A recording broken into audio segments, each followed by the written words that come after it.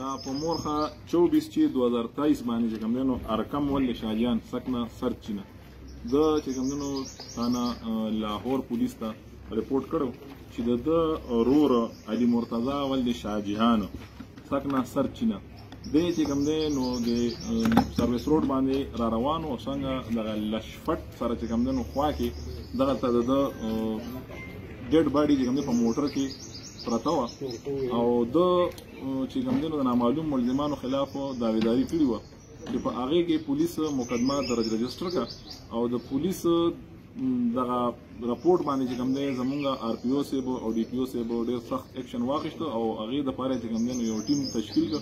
چې بهی دا ټیم به چې کوم دی نو فوري طور د دې ریل ملزمانو د تلاش کار شروع کوي او دوی به چې کوم دی نو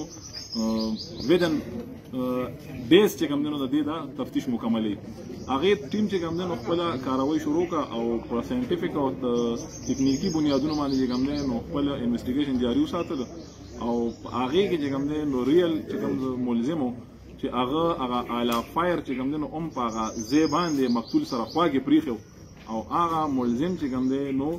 گرفتار کړ چې د هغه نوم چې کوم دی نو امیر علي ولي شرافت ساکن جلال رستم دا د هغه ځای اوسېدونکی دی او دا چې کوم دی نو د دې مقتول ډېر قریبي دوست و او دی ورسره په دغه ټایم هم په موټر کې راناست او د ده وجاینات چې کوم دی نو د تفتیش دوران کې ده دا وښولو چې زما چې کوم دی نو په دې مقتول باندې پیسې وي او هغه پیسو باره کې چې کوم دی نو دته ما څو پیرې ویلو هغه پیسې ده ماته نه وي واپس کړي نو دغه دوران کې ده سره را روان وم بس ما ته ځینه بله ښه موقع نه وه زما چې کوم دی نو بس ورته غوسه راغله او همدده دا تماچه مې راوچته کړه او په دې مقتول باندې مې چې کوم دی نو فایر وکړو او دی مې وویشته او بیا د هغې نه پس چې کوم دی نو زه وتښتېدم نو دا مقتول چې قاتل چې کوم دی نو د ده تلاش او په تبراري مونږ کول او دی چې کوم دی نو مونږ ارست کړه او ستاسو د وړاندې چې کوم دی نو ولاړ دی